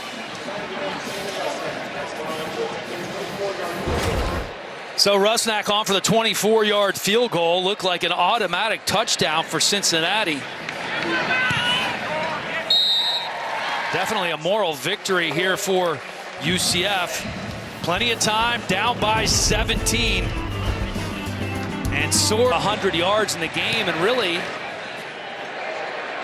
he's been the only weapon offensively that they've able to implement. And Fancher been doing it with his legs, mostly with his legs, a little bit with his arm. And some of them have been called, others have been broken plays or scrambles. Sometimes the snap has been errant and he's had to pick it up and run. He's shown courage. He's made pretty good decisions throughout the afternoon. Been pretty impressed with Cam Fancher, the young man out of Dayton, Ohio, not far from here. Wayne High School Warriors. Started his college career at Marshall, played last year at FAU, and one of 3 new quarterbacks on the roster. Another low snap for Fancher. Does a nice job corralling it, eluding the rush here. This could be ugly. Fancher just unloads. Lucky to get that one off, and there was a receiver in the area. Receiver in the area, beyond the line of scrimmage. Almost goes full Shedeur Sanders here. Just absolutely gets sacked for like a 30-yard loss, but is able to recover himself and get rid of that. C.J. McCray, the Virginia Tech transfer, is the one that was trying to track him down. Yeah, his decision-making throughout the afternoon has been really good. They just don't really have as many playmakers as you would expect, and they haven't been able to get Montgomery loose and free down the field. Fancher had all day, then the pocket collapses. Kamari Burns, Jack Dingle goes in the books as a sack and a loss of 4. Well, that time he couldn't create any magic, just too heavy of a rush. Rob Jackson in the area as well. And time is running out for this UCF offense to create the points that they need necessary. Their defense has kept them in it. They've hung in there. They really ate a lot of clock there in the 3rd quarter, but the points have been so scarce. Pressure coming on 3rd and 14. Unloaded up the right side. Has a man. Was he in bounds? Flagged down as well. It was Waden Charles, the freshman, hauling it in. A 33-yard gain, and they're going to call pass interference. Yeah, did he come up with it in bounds is the interesting thing. As you said, Dan, a young player, played a lot last week. He's on track, they think, to be a very good player in this program. Pass interference. Defense number 3. That penalty is declined. First down. So they're calling it a catch. They tried to get him the ball early in this game, and they weren't really able to. He goes up, makes that catch. Wow. His feet come down out of bounds. I think they're going to take that away, and then they'll end up taking the penalty. Either way, it's going to be a first down for UCF. You got to be impressed with this freshman, Waden Charles from Boynton Beach, Florida, as we take another look at the coach. And it really wasn't very close, actually. Yeah, unless his head hit the ground before his feet, and that wasn't the case. But Waden Charles, he came in last week. He played 70 plays last week, but it was that last drive when they were trying to come back and tie things up against Kansas. He had a couple of big catches, converted some 3rd downs, and he's done a lot of growing up since he stepped foot on campus. You know, when you talk about, it's a new word in college football that we've used today in regards with Cincinnati, retention. Yep. You know, bringing guys back and keeping them in your program and continuing to develop them. And this is going to be one of those guys, Waden Charles, that is going to be, I believe, high on the list for Coach Frost and his staff to retain. Dwayne Thomas coming in as the leading receiver, and we've talked about DJ Black with the ability to take a top off of defense, but Waden Charles and Marcus Burke have inserted themselves After review, into the rotation. The receiver did not complete the process of making the catch inbounds. The result is an incomplete pass. However, the defensive pass interference penalty will now be enforced. 15 yards, automatic first down. Took a little long, I thought, to figure out that wasn't in bounds, but the good thing for our viewing audience is that we have Steve Stremling back in LA, and we have you here to tell them exactly what and why. Yeah, I'm a real security blanket. You're my security blanket. First down either way for the Knights, and man, did they need it. No, there is plenty of time, but they do need to score relatively soon. And here's Montgomery, and it's kind of the same situation. There's daylight. He picks up a couple of yards, and then the hole closes quickly, and that Cincinnati defense just goes into attack mode. Yeah, it's only a 3 down front, so an odd front. They feel like they have a lot of gaps when you line up against that, and then they fit against the run really well, especially from the secondary, which is why I think you're going to see some more downfield shots from Cam Fancher as this game goes on. And look there at the numbers for Montgomery. Came in on back-to-back 100-yard games. First time he's done that in his career. Quick pass complete to his backup, Stacey Gage. And Gage about 1 yard shy of the line to gain after the 5-yard pickup. I like the decisiveness of that, and I like the freshman Gage getting his head around early, recognizing that he was open and that he was there for his quarterback. Fancher got it right to him. And then right up the middle. Looks like he picked it up. Gage put the head down, and indeed he does. Just 5'11", 200 pounds. All three of their backs are about the same size, 5'10", 5'11", 200 pounds, but they all run very physically inside, right into the neck. Fancher steps up into the pocket, throwing downfield. Nearly corralled by Charles. Might have lost it in the sun. The sun is beating right down on that side of the field. We saw, check that. That was Damerkant, Chris Damerkant looking up. This is a tough ball to track here, Petros. Tough ball to track, and they could have called PI as that arm came down a little bit early over his chest from Taden Barnes. We've seen a couple of those, I feel like, on both defenses where they've gotten there a little bit early and they've gone unchecked.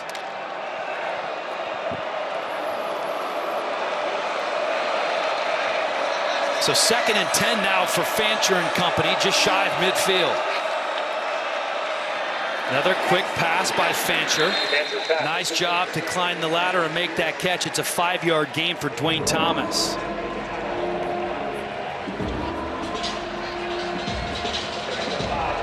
And I think we've seen this offense gain a little bit more confidence, between the 20s in this second half. Fancher with all day and just overshoots the intended receiver. It was Thomas again. Yeah, it just didn't look like they were on the same page. He was trying to sit down in that zone and show his numbers to Fancher at the end of that play. Fancher thought he was going to keep running toward the sideline and sort of tried to lead him in that direction. Sets up a 4th down and about 5 situation. Didn't make it to the right side of the field, Petros, but he had Jaden Nixon wide open in the flat, but he was really focused on that left side in the middle of the field. 2 for 4 on 4th down so far today. Trying to do it again. Fancher, lucky it wasn't picked off, but might have been better for Cincinnati. They're certainly going to have better field position.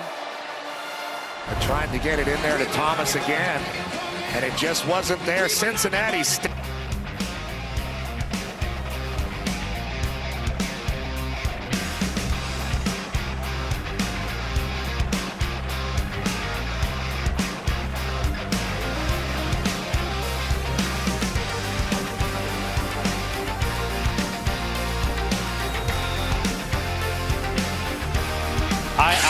I have nothing.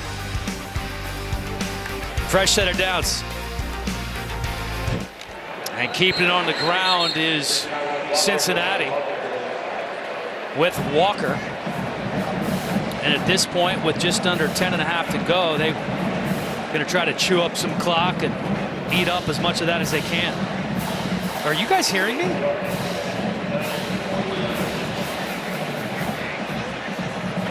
2nd and 9 for the Bearcats. Taking a shot up the left side. Incomplete, looking for Caleb Goody. Okay, because I can't hear myself either.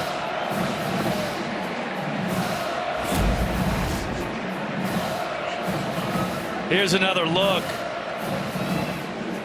Goody with the defender falling down. Gets a hand on it, can't haul it in.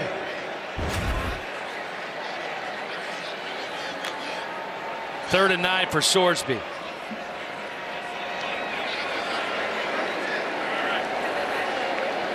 Walker riding sidecar, 2 receivers to either side. Wow. Sorsby a little hitch, and the shovel pass to Walker. And that's going to bring up 4th down, and still have a healthy amount to pick up for the 1st down. So out comes the punt unit for Cincinnati. So much for chewing up the clock that they wanted to. No, very weird kind of sequence for Cincinnati. So we can't hear each other. They try to take the big shot, and it doesn't work out. Going to give the ball back to UCF. The 4th 3 and out for Cincinnati. The punt, fair catch called for inside the 10-yard line. Fair catch by Antoine Jackson. And just over 9 minutes. 30 points. Cincinnati moving much more efficiently and quickly, and there is nowhere to go for Fancher there. Monte Whedon zipping in there. And that'll go in the books as a loss of 2. Yeah, they're getting less and less concerned with the down the field stuff from UCF as far as the Cincinnati defense goes. They are really pressing the issue. Not rushing a lot, only 3 guys, but they add a 4th and they get there. Well, and they're just swarming the ball. This one of the better plays for them as they pick up 7 or 8. That's Dwayne Thomas Jr. And points-wise, I mean, this is a very graspable game for UCF, but they need to score quickly, and they can't score at all. Another quick pass. This one good for the 1st down. Yeah, they have struggled to find the end zone. Haven't done it one time today. Just 1 field goal to end the half. Have yet to score here in the 2nd half. And in terms of point output this year, Petros, their 17-point outing in that win over Jacksonville State was their lowest output of the season. Till today. Again, 3-man rush. Fancher out to Nixon. But they're just kind of dinking and dunking. They haven't taken a lot of shots downfield. And one thing you can really give Cincinnati credit for is tackling really well in the open field. Not allowing guys like Miles Montgomery or Dwayne Thomas Jr. there or Jackson to really get away and get into the open field to exploit and gash this defense. Very sure tackling from Coach Tyson Veit's defense, his 2nd season as the D coordinator here in Cincinnati. Keeping it on the ground on 2nd and 7. And the Cincinnati defense continues to do a nice job against the run. The nose tackle, Isaiah Rogers, on the stop here. Guy who started his career at Central Michigan, getting some experience, doing a good job there. 3rd and 6. Fancher eludes the rush, and he's going to pick up another 1st down with his feet. Seemingly the best option for this offense at this point have been the feet of their quarterback, Fancher. Yeah, and it looked like he got underneath Jack Dingle there, which really made the play. The sure tackling of the Bearcats not on display there on that 3rd down, which creates another set of them for the Knights. Full-on substitution for the Cincinnati defense as they roll in a fresh wave of defenders, and they're laying the licks. Xavier Williams on the stop from his free safety spot. He's been making a lot of tackles around the line of scrimmage, has Xavier Williams. Built more like a linebacker than a free safety at 6'2", 220. Those a lot of fight songs too.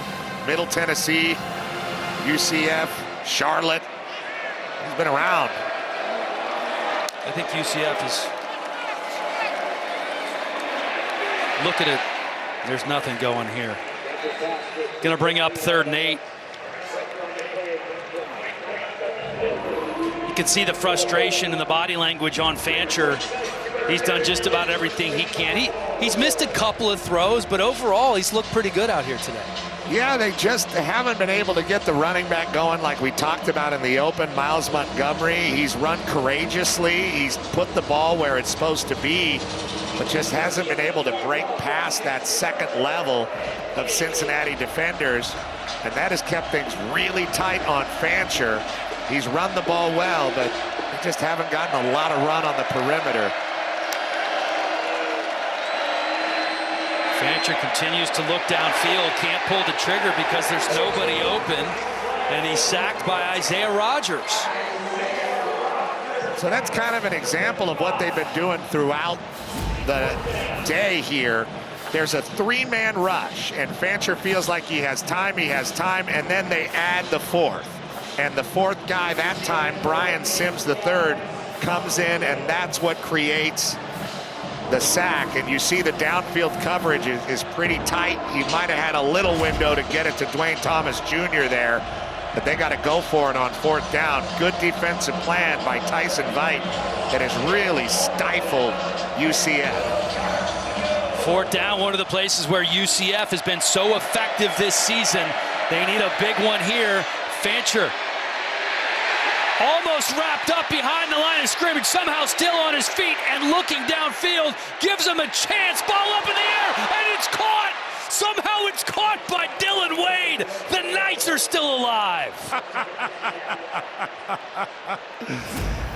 Wow, how did Fancher get away in the first place? A big bull rush from Coleman coming on the edge. He drops Golday. Hunt can't get him, and then he throws the ball downfield. It bounces off the hands of Thomas and then just right in to the breadbasket of Wade. Here's Montgomery after the 30-yard gain. Check that, it's Stacey Gage in for Montgomery, who's gotten a lot of run in this game. It did look like earlier Montgomery kind of a little gimpy as he walked off the field, but he has checked back in since then. And Gage remains in the game now.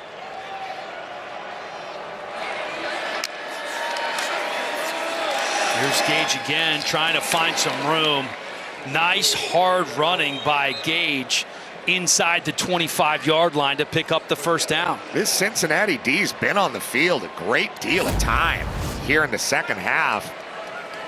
Not to say they're wearing down, but here's a moment where UCF and Gage were able to get into the second level. 13th play of the drive. Out quickly inside the 20 to the 15-yard line is Chris Damerkamp. They've had a little bit of success here in the fourth quarter with those outside kind of smoke routes with the blockers coming through. Short passing and letting the receiver run, whether it's Damerkamp or Dwayne Thomas Jr. Here's Gage, tripped up momentarily in the backfield, keeps his feet, and it does look like he got the first down once again. So Gage producing when it matters most here in the fourth quarter. Big platoon change here for UCF.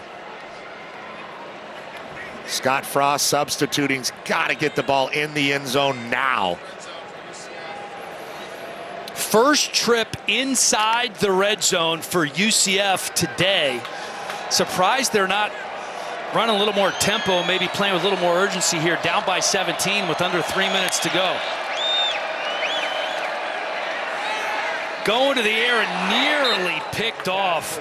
Diving for the ball was Matthew McDoom, and he almost had it. Yeah, I'm not really sure where Fancher was going with the ball. Just kind of a quick flick of the wrist here after the play fake. It looked like he was trying to get it to DJ Black on the cross, but not even close. Maybe he thought Black was going to sit down there, but he had a man running with him. I'm not sure why he would have done that.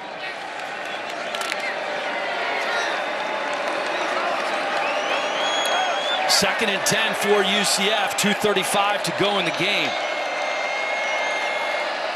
Line to gain at about the 3-yard line. Fancher pressured. Takes a shot into the end zone and over the end zone. He's slow to get up there, Fancher. after taking a shot, but he has been durable and strong. He's been a warrior in this game, getting chased down and then takes a rib shot right there. That's Brian Sims, the third, coming in there. And he does hit like the middle linebacker that he is. And you're right, Fancher's tough, man. He's been tough all day. Now, they don't need a touchdown to get a first down. They need to get to about the 4. They're in 4-down territory, so we'll see what they have called here. Delay a game penalty on UCF. Maybe because Fancher had such a hard time getting up there. 5-yard penalty, remains 3rd down.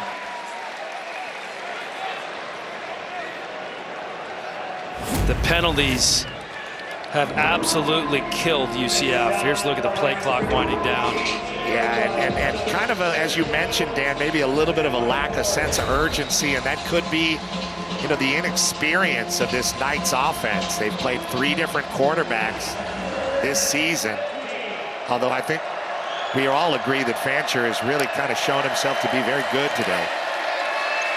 Fancher with a clean pocket into the end zone and over the head of Dylan Wade. But as you mentioned, 4-down territory here, 4th and 15 coming up. And they can't pick up the first down, as Petro said, if they can get to the 3.5-yard line. This one he seems to get rid of maybe a little quickly. Wade, very tight coverage and not a catchable ball. Could have just been throwing it away. But to throw it away to get to 4th and 15 when you've been running the ball so well, maybe he's just taken one too many hits. 3 for 6 on 4th down. Fancher with time. And just off the mark, but we have a flag. Jaquan Sanks in coverage. It was Kylan Fox, the tight end that Fancher was looking for, and drew the flag. Very interesting. I thought things opened up again for Fancher to run the ball and take off in that situation, but maybe after taking that rib shot from Sims a couple plays ago, he's less apt to do that. I think that down in the end zone is Dwayne Thomas,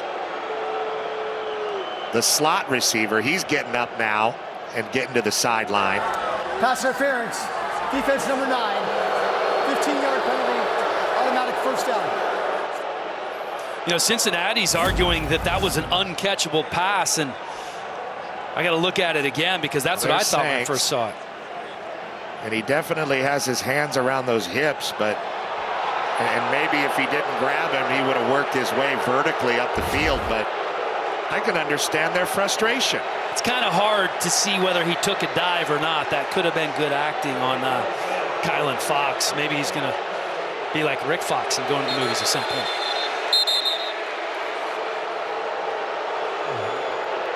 All right, we're holding on for a minute here.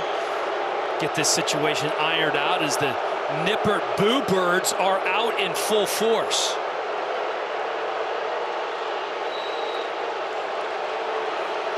Stadium has been loud today, emptied out just a bit, but Boo Birds are alive and well. Huge play for UCF.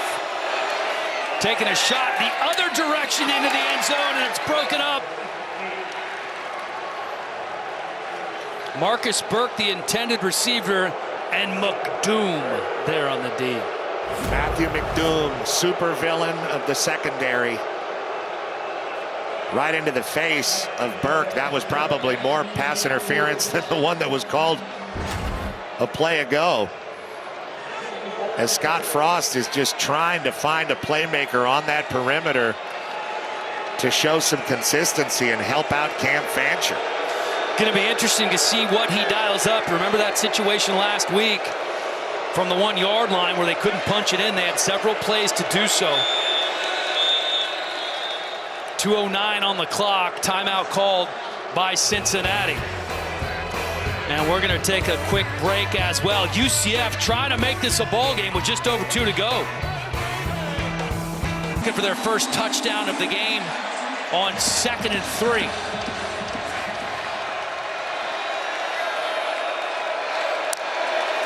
Cincinnati bringing the pressure. Fancher finds some daylight, and it's the first touchdown of the game for the Knights. Well, they had that whole field side to work with, and I thought they might try to run something to the short side, and they faked to run to the short side, and then he comes right back with a huge gap following the pulling guard and gets there. Jabari Brooks leads him through and doesn't have to block anybody, and now going for two. First time this year that UCF has gone for two. Fancher looking, shovel pass, and he's in. Dahmer Camp, very active today, coming in with just 6 catches on the season, and he's been all over the place today, taking the shovel pass here. Yeah, same guy leading through, Jabari Brooks, and that shovel pass has worked for a lot of people in short yardage situations, and particularly around the goal line. First 2-point try of the year, and that was the first play they wanted to dial up as far as Scott Frost goes.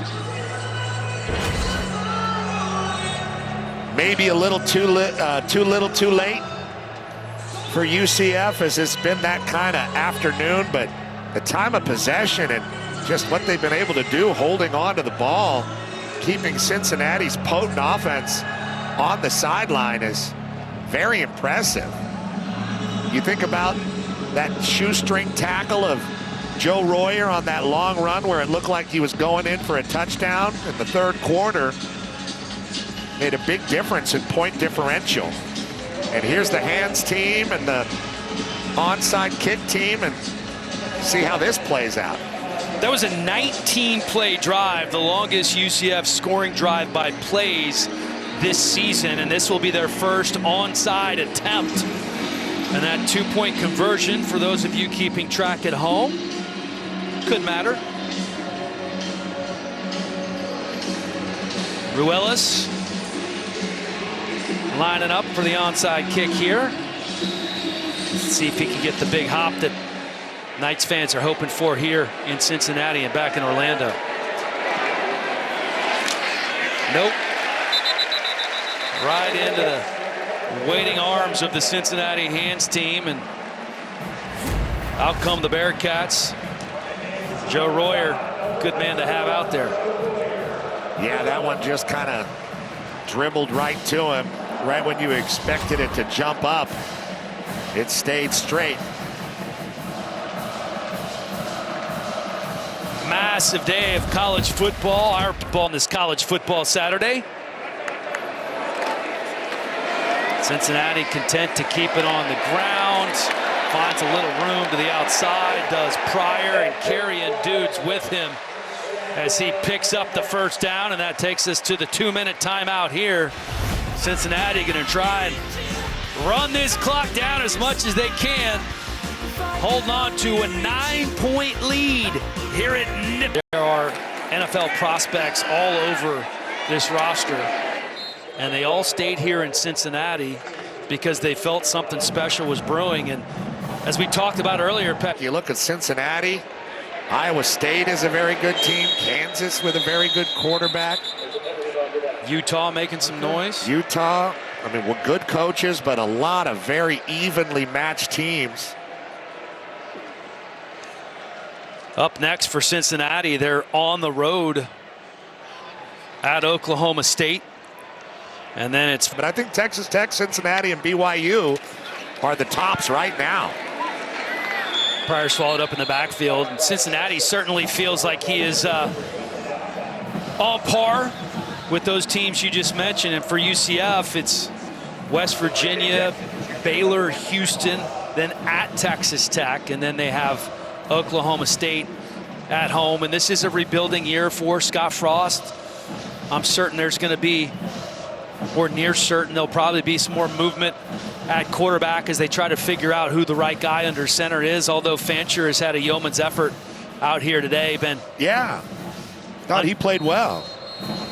Thought he threw the ball relatively well. He's rushed for over 100 yards, and his legs have been the primary weapon for UCF offensively. They just really couldn't muster any scoring. Several long drives, Petros, that were 10, 12, 15 play drives that they came away with no points, due in part to the penalties. Penalties and unable to really identify playmakers on the perimeter. And Taven Jackson is the guy that they like as far as arm talent goes. Unable to go today, and if he was, maybe he wouldn't have made the start anyway. We saw what Fancher has, but we've seen Cincinnati really have just much more of an identity as a football team than UCF. Keeping it on the perimeter is Cincinnati, and it's followed up just over a minute to go here in the game. 4th down coming up, so UCF calls a time. But it's been a tall order this season thus far for the Knights. Ball down to the 1-yard line, and it is downed. That's going to be a long way to go for UCF. That's how you draw it up. Yeah, some fancy footwork there right on the 1-yard line. Nicely done by Covey. And nonchalantly, as a matter of fact. Just another day at the office, and Eli Stein, the long snapper, is there to officially down it.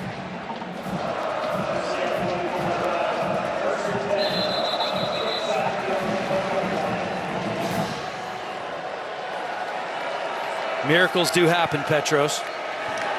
Well, this would be something else. It'd be about a 100-yard drive and then an onside kick. Well, the one guy they said they wanted to look for was DJ Black. Number 9, he's the guy that can take a top off a defense. Just a 3-man rush, and they almost get to Fancher. Dumps it off to Thomas Wadsworth. 12-yard gain. Clock is ticking. We're at 45 seconds. Or will be ticking. There it is. And an incomplete pass for UCF. Going to be interesting to see what they decide to do with the quarterback position at UCF. Do you stay with Fancher next week if Taven Jackson's healthy? Do you bring him back in? You have Jakari Brown, who ran for over 100 yards in a game. So UCF now has 2 quarterbacks who have run for over 100 yards in a game this season. Yeah, and I'm sure they'll concentrate on red zone offense, trying to identify playmakers. And there still is Fancher is taken down hard. That's the first slide of the day from Cam Fancher. And UCF just has not had good luck in October. Their last win back in 2022 against Cincinnati. That game was in Orlando. And this looks like it will be their 9th straight loss in October. They still have yet to win an October game since they've been members of the Big 12.